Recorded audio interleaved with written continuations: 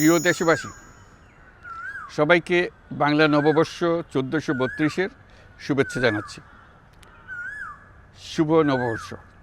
পহেলা বৈশাখ আমাদের প্রাণের উৎসব, বাঙালির সার্বজনীন উৎসব।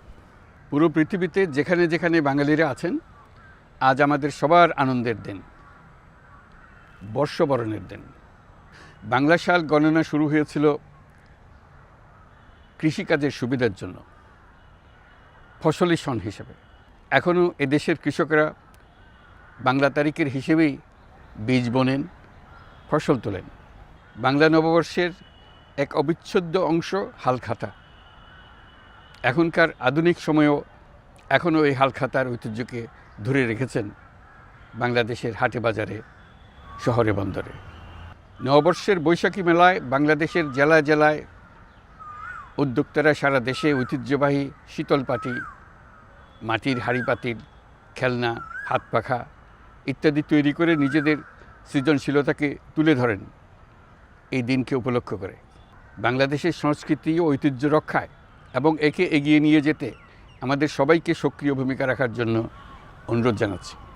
আমাদের এইসব ঐতিহ্য যেন আমাদের নিজেদের মধ্যে সীমাবদ্ধ না থাকে। আমাদের সংস্কৃতি যেন আমরা ছড়িয়ে দিতে পারি বিশ্বের দরবারে।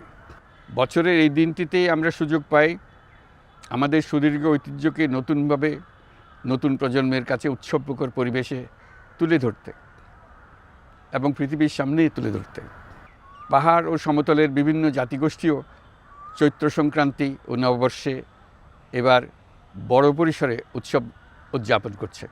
পহেলা বৈশাখ সম্প্রীতির দিন, মহামিলনের দিন, আজ সবাইকে আপন করে নেওয়ার দিন। এবারের নববর্ষ নতুন বাংলাদেশের প্রথম নববর্ষ। আসুন আমরা বিগত বছরগুলোর গ্লানি, দুঃখ বেদনা, অসুন্দর ও অশুভকে ভুলে গিয়ে নতুন প্রত্যয়ে, নতুন উদ্যমে সামনের দিকে এগিয়ে চলুন নতুন বাংলাদেশ গড়ে তুলি। 24-এর গণ অভ্যুত্থান আমাদের সামনে বৈষম্যহীন বাংলাদেশ গড়ে তোলার সুযোগ এনে দিয়েছে। এই সুযোগ যেন আমরা না হারাই। বৈষম্যহীন বাংলাদেশ গড়াই হোক এবছর নববর্ষের আমাদের অঙ্গীকার।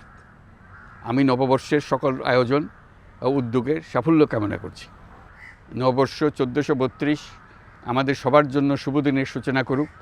নববর্ষ আমাদের সকলের জন্য নতুন ও গভীর আনন্দের উন্মোচন করুক, এই কামনা করছি।